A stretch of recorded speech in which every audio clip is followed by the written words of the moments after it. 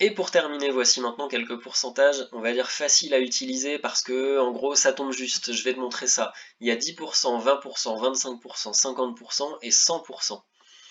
Déjà, je les écris en version fraction, hein. 10% par exemple, c'est 10 sur 100. Et puis, bah, tu sais qu'on peut barrer les zéros en haut et en bas, on a déjà expliqué d'où ça sort, hein, cette astuce-là. Et donc c'est la même chose que d'écrire un dixième.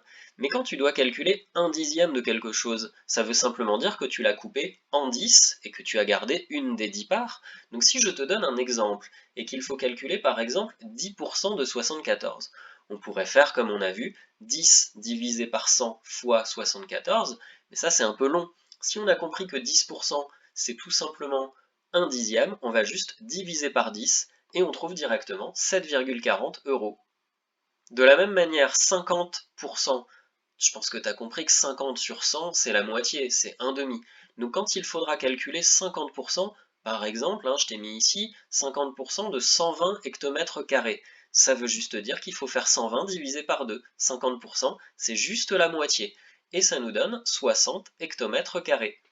Je continue avec le tout dernier, là, 100%. Bah, c'est 100 sur 100, ça veut dire que c'est le total, quoi. Donc c'est égal à 1 si on barre les deux zéros en haut et en bas. Qu'est-ce que ça voudra dire, par exemple, 100% de 93?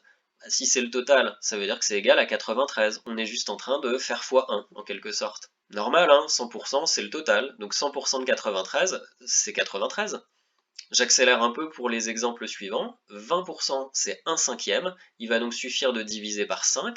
Si je te demande par exemple de calculer 20% de 43 kg, on va juste faire 43 kg divisé par 5, ce qui nous donne 8,6 kg, c'est très rapide.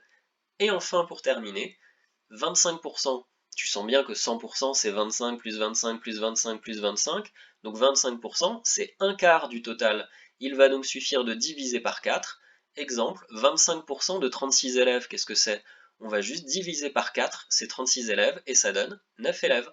On récapitule tout ça, et donc à retenir, calculer 10% d'un nombre, ça revient à le diviser par 10. 20% d'un nombre, il suffit de le diviser par 5. 25% d'un nombre, il faut le diviser par 4. 50% d'un nombre, c'est la moitié, il faut donc le diviser par 2. 100% d'un nombre, c'est le total, donc il n'y a rien à lui faire à ce nombre. Si tu veux 100% de quelque chose, c'est le quelque chose. À toi de jouer maintenant.